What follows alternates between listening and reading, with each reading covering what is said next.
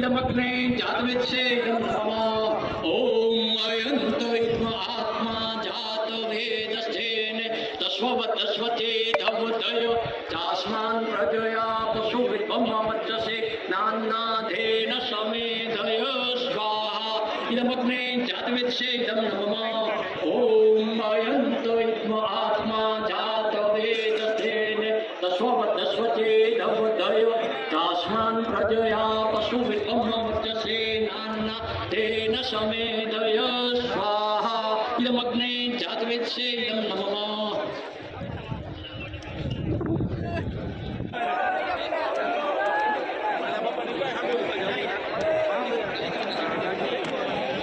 હવે